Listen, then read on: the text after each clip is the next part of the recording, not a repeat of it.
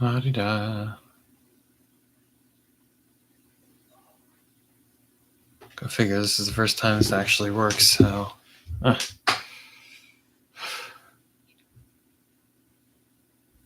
Hi there, Taylor Elwood here, and today I am talking about how to build up and release magical workings.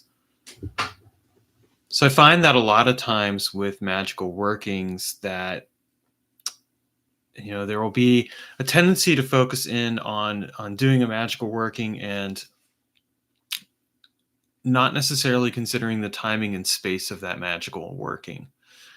And although this seems like a very basic principle, I think it's actually one of the most important principles of magical work is that we look at how we build up the energy behind a magical working in order to produce the optimal results that we're looking for. So when I do magical workings, occasionally I'll do a working on the spot where it's like it's the execution and the release right then and there.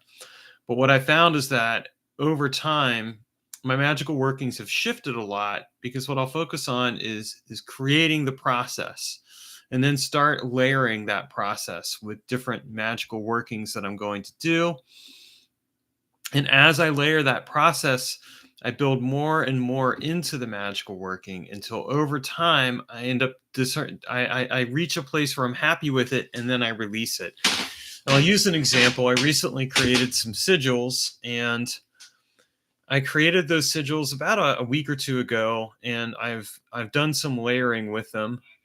And what's ended up happening as a result is that I've been with that layering, I've kind of built the energy up and cultivated it and crafted it into those sigils.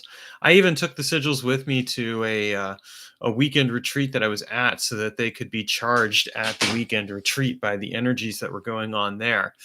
And the reason for that is because I felt like, okay, this is really about charging up, bringing the level of energy up to a certain point, and when I'm satisfied that it has reached the best, most optimal place, then I'll release it.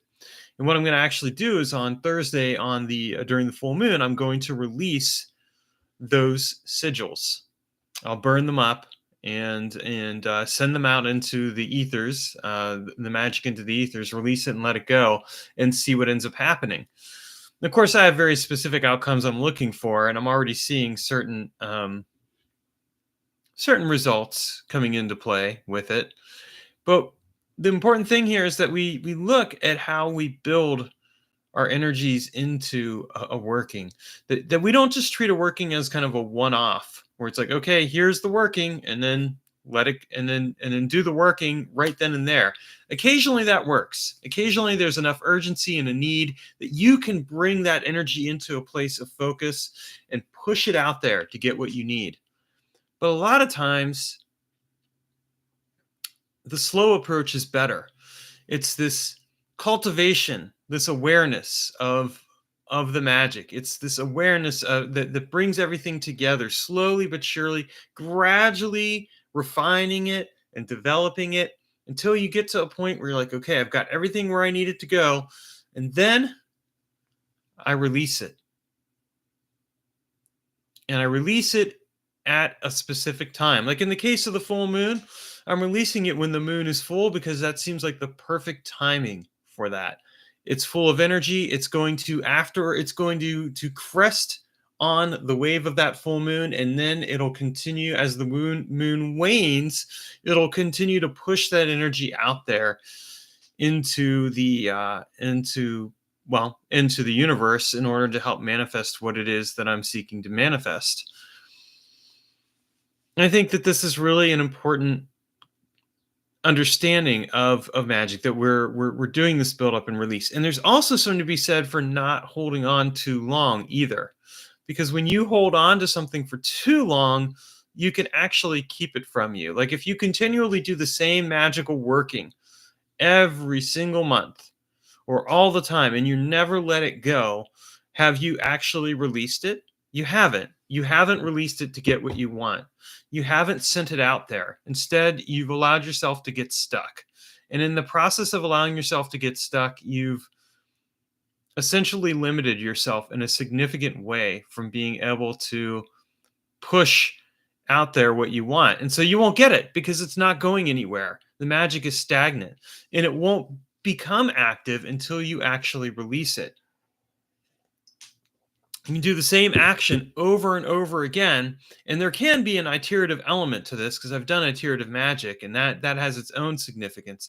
But if you're doing the same thing over and again, and you're holding on to the same desire, like you want to manifest a very specific thing, and you want it to manifest, but you're not really doing anything to release it, then what you're doing is you're building all that energy up, but it's got nowhere to go.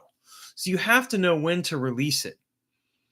And in the case of the magical working that I'm using as an example, where I've developed these sigils and I'm firing them off, I've timed it up where I'm building everything up. I've cultivated that energy. I've got it where I want it to. I've got it to the point where it's just about ready to go. And then I'm going to release it on Thursday, and I'm not going to think about it after that. I'm just going to let it do its work, and I'm going to trust that it will go out there and do what it needs to do. And because I'm doing that, it's going to produce a much better result for me because I've let it go.